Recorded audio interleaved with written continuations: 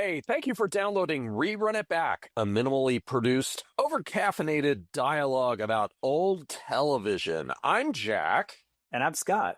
and in this edition, we're going to explore national television ads from the 70s, 80s, and maybe even the 90s. Possibly. Yeah, possibly. Okay. Well, we've been discussing local TV ads, so we figured why not widen our focus a bit to national ads. And I think what is very interesting about this, it's like, and one of those things that are sort of a shared cultural thing, which these days we don't really seem to have other than maybe professional sports or something. But I'm going to let Scott begin. Scott's got notes. I got notes, and we're just going to mix it up. But I'm going to, Scott, you have the floor. I am interested in what you've been coming up with from your memory banks. Yeah, so there's one commercial in particular that sticks out in my mind for a number of reasons. But before we get into that, Jack, do you remember a TV show from the 80s into the 90s called Perfect Strangers? Absolutely, I do. Bronson Pinchot and Mark Baker. Mark Lynn Baker. Yes, and everyone remembers Bronson Pinchot. But no one remembers Markland Baker except me. And I remember him for commercials he did before Perfect Strangers got started. In particular, do you remember a breakfast cereal called Nutri-Grain? Vaguely. It doesn't matter. It was nuts and twigs, right? I do remember this. I do remember this, but vaguely. This is what I love about it. Okay, so here's the scenario. It is 1985. I am 13 years old and beginning to think I want to be a newspaper reporter. And so I turn on the television, and here's this ad set in what looks like maybe a newsroom, possibly. And there's a big old fat guy eating a cinnamon roll or something. And Mark Lynn Baker and some woman come up and say, "Hey, Herb," or whatever his name is, "we finally found a substitute for the sweet roll." And they pick it up and throw it in the trash. They're like, "Here, Kellogg's Nutri-Grain cereal." Because, everybody fucking eats breakfast at the office. And, especially people love intervening in other people's meals. Now, full disclosure, I did work in newsrooms, but at night, and yes, we did eat at our desks, but you did not talk about what other people were eating unless you were going in on an order out something. But yeah, here, have some cereal, boss. I think I'm the product of some rather dignified newsrooms, but even in, the most civil, professional of newsrooms, I do think that if I went up to a colleague and said, "Hey, fat ass, don't eat that cinnamon roll," throw the cinnamon roll in the trash, and then give them a healthy bowl of bran, I think I would be punched in the face. Deservedly so, but at the same time, who the hell walks around with a box of cereal and a full setting, the bowl, the milk? I mean, these are. I know it was a slower time in the 80s, but I can't think of that many people being that prepared. Can you imagine there's a phone call?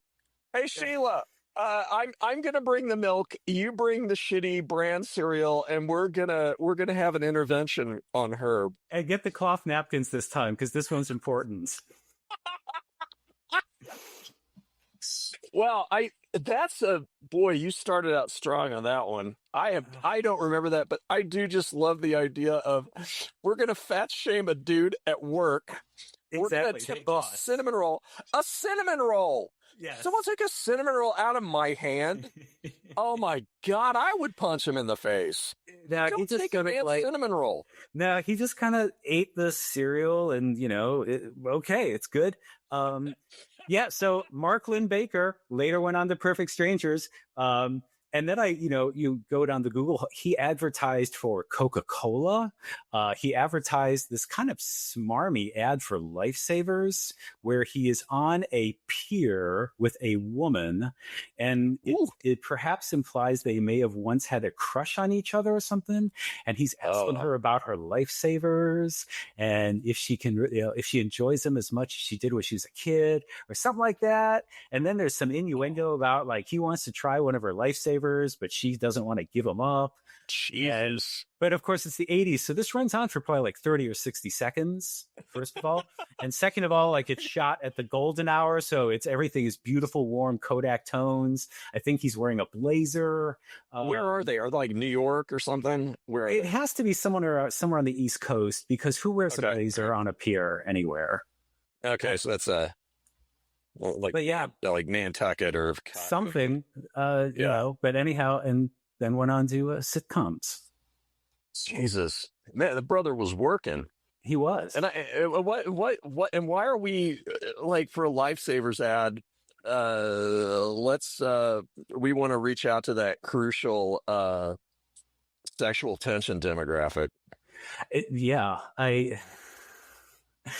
they'd combined it with like one of those like early Jordache jeans or Calvin Klein jeans ads, she could have slipped it into her pocket seductively. Oh my goodness. Jesus. This designer hip hugging 80s jeans. Get a little synth music going in the background. Steamy here. Mm-hmm. Getting steamy here. And then they get like a Datsun 280Z and drive off. I mean, I understand like Jordache and stuff. I mean, like this whole designer jeans. Okay. Sexy commercials. I mean, that makes sense. It's like, it's covering up your butt. Okay. And the other stuff. So I get that. But, I think the 80s, it was a very horny time for like ads and stuff. Like everything had to be sexualized. And I saw that cocaine. Oh my God. I mean, what fueled Madison Avenue? Okay, it's cocaine and booze. Exactly. Cocaine and booze, and that's that's what that's how. Oh, and beer commercials. A lot of reasons. I mean, you want to talk about 80s beer commercials? I was just thinking earlier about Spuds McKenzie, because Spuds, the original party animal advertising Bud Light. So here's a fun fact. I grew up, as you know, outside St. Louis, and I lived in a large subdivision, and there were some houses way out in the far part with the large parcels of land and modern design and whatnot. And one of the people who lived there, I believe, was the person who worked at the ad agency that came up with Spuds McKenzie. So if you don't remember, Spuds McKenzie was an English bull terrier, similar to the Target dog, wearing a Hawaiian shirt sometimes, and was usually surrounded by scantily clad women who were fawning over Spuds because Spuds was a party animal, because apparently he drank Bud Light, if dogs can do this. Except Spuds was a female, first of all. And Whoa. Second of all, this came out, and the dog, remember this. Yeah. Sorry. And the dog's real name was Honey Tree Evil Eye. Because, purebreds get weird names. Purebred. Yeah, so Spuds, who was on commercials, and I mean, kids in junior high school, they're wearing the Spuds McKenzie shirts, and it's like, ladies, you're fawning over a female dog and selling us light beer. What does this country come to? And that's fantastic. I mean, and weren't there? I vaguely remember, like maybe at certain bars or something, someone would dress up a bull terrier, and say there's an appearance by Spuds McKenzie, so they could get. It was amazing. Dog. That dog like ruled the airwaves for years. That was a big deal back then. Yeah, that was really a big deal. I mean, the only other animal that was like hawking things at that time, also very popular, was Joe Camel.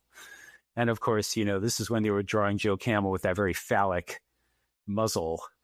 So, but Joe Camel was not on TV. No, Joe Camel was not, but he was print ads and again, kids' t-shirts and shit like that. I actually think my school tried to ban us from wearing like tobacco-themed apparel, but not beer-related apparel, strangely enough. It's the 80s. Okay. Anyhow, There you go. So those are some memories of mine. That's wow. So I've been kind of going through a couple of them here on YouTube, which is, I don't know, strange comfort for me. I don't know why. I think it makes me feel superior about capitalism in the 80s. But a couple things I noticed. There were two products that raised some questions in my mind. There was Alberto VO5 hot oil treatment. Yes. It was just like this tube about the size of a travel size tube of Yes, and you put it toothpaste. into warm water Put it for in it warm to water. sort of kind of get loosen up, Yeah. viscosity, if you will, and then you put it and worked it through your hair, and it was supposed to You make worked your it hair. through your hair. Yes, I And it was tried like it. I tried it yeah. once when I had Well, long hair, and it was a oh, disaster. good. Okay, so then I can ask you this Yeah. because I had never used it. So, like, are you putting all of that on your hair? No, not all at once. It was, honestly, it was like Vaseline. Woo. It was like putting Vaseline in your hair, except not quite as tacky, maybe. And like I said, I only tried it once. I had long hair once upon a time. I did apparently not have the type of hair that could stand up to Alberto VO5 hot oil treatment. Yeah, it was. I just So felt. you did. I So felt you would greasy. okay, so you would put the tube in, Mm-hmm. warm it up, Right. and you put some on your hair, and then the rest of the tube you just kind of Save for the next warm time it. you need another hot Save oil for the treatment. next time. Yeah. Interesting. Okay, so there was that, and there was also I saw an ad for Jovan Musk oil, which was more of a the ads were oddly enough sexual, and it just raised just this observation in my mind that like the 80s were a very oily time. Between that, I would say the early 80s were more oily, because so you think you were more oily? Okay. you're coming out of the disco era, first of all, and second of all, you're getting all that coke, and then there's the whole fitness craze going on. So yeah, there's definitely kind of an oiliness to it, for sure. Okay. So that was one I noticed, and then of course I get there's just a musical element to all of this, and what has been interesting to me just in my consumption of just vintage ads, which believe me, you have no idea how much I consume of this stuff. There's almost a Manchurian candidate quality about them where I can hear maybe three words and it's just like something clicks. Maybe I mentioned this in an earlier episode. And it's just like all these lyrics pour forth. Yes. And this happened once.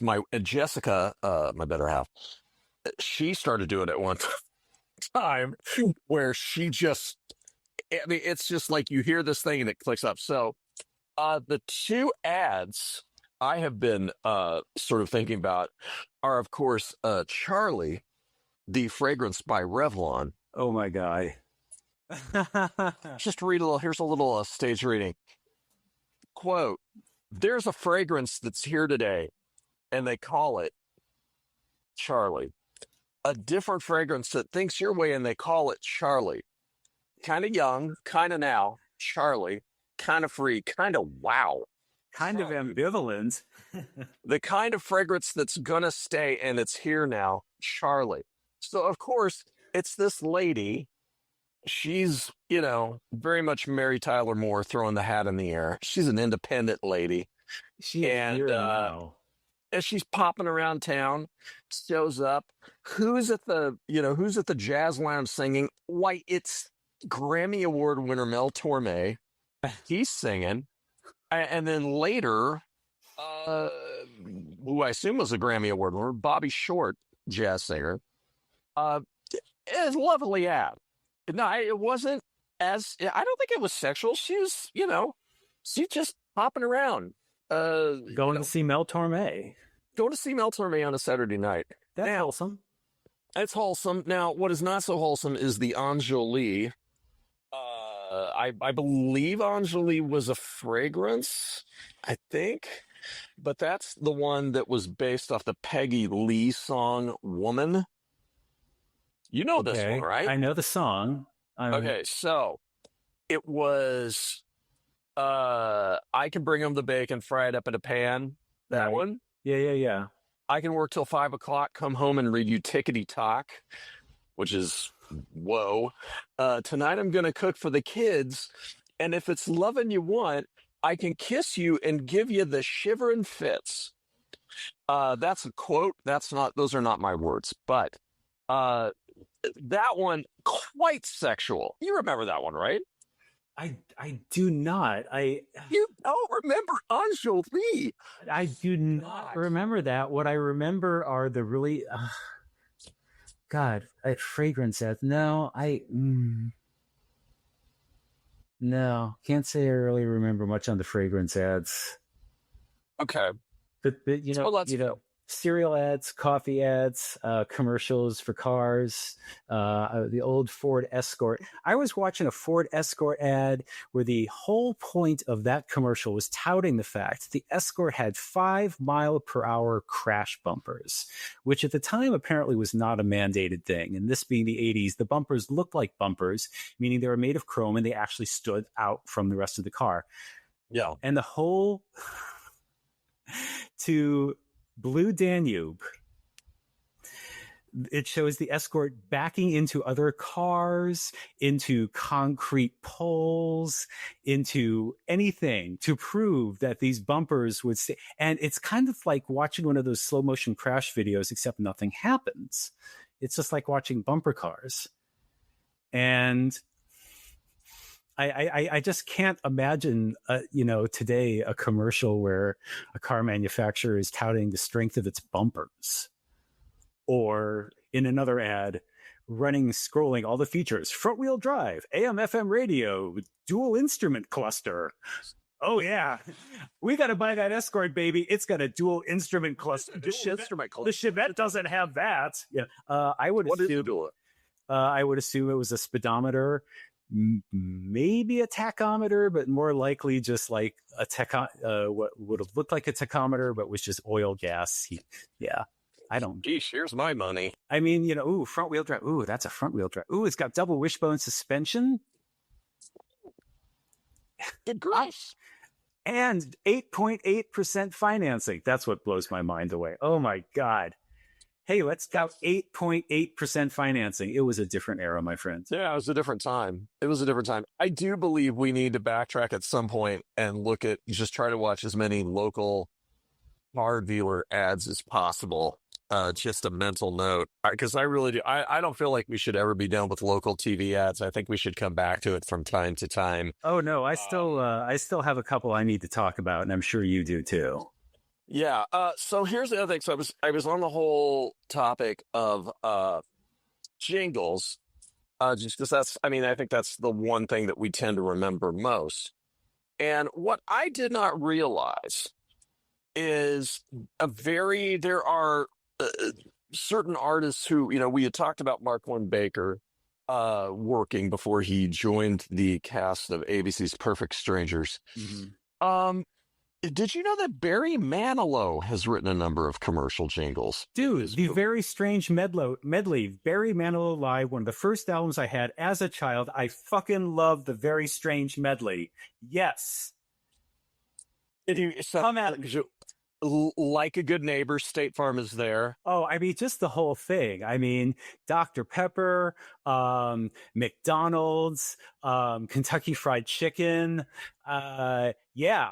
I mean, the gag on Band-Aid. The man who went on to Copacabana and Mandy started out. Deserve a break today. Yes, and seriously, dude, you have to listen to Barry Manilow live for the Very Strange medley, because he runs through all these jingles, and they end with the McDonald's ad, and his backup singer hits like a high C or something.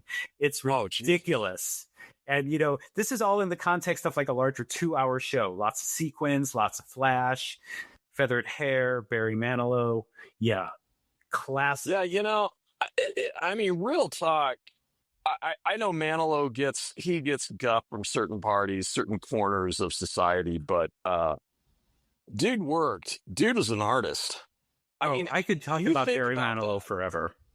Think about that. Just how you can write something. I mean, any piece of music, never mind the fact that it's, being used to serve capitalism, but if you're able to write something that has that much longevity. So here's the thing that side note, I really believe in. This is an idea that, at some point I'm going to, get off my butt and make it happen probably not. But I was thinking about it would be nice to form a choir that just sings jingles, and at the concerts you can hand out lyric sheets to the crowd, because everybody's going to know the memory, everybody's going to know the melody, they just don't know the words necessarily, and the choir can sing and everybody sings. It's a very unifying experience, I think. The commercial choir. This is one of my get rich quick schemes. I can go in so many directions with this. I'm trying to imagine like a John Waters version of this, like a PBS 70s version of this, Of a choir, with like Up with People sort of stuff, maybe. like a show choir. Yeah, I was gonna say, man, it's too bad That's not a bad idea. No. And you should like tour shopping malls, the ones that are left, for sure. Kind of like, Tiffany used to do, because that would keep with the 80s theme. But it's true. I mean, kind of like how,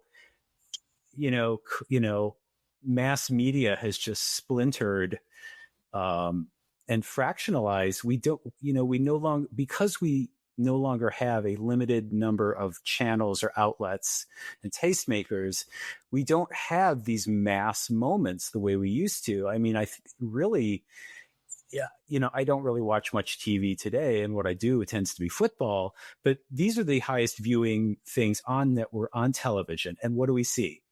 Beer ads, insurance commercials, food ads, and some major life shop. But, it's like, that's about it. We don't really have moments like it would have been in the 80s where you're watching some rando sitcom on a Tuesday or a Wednesday, and all of a sudden Clara Peller comes on honking "Where's the Beef?"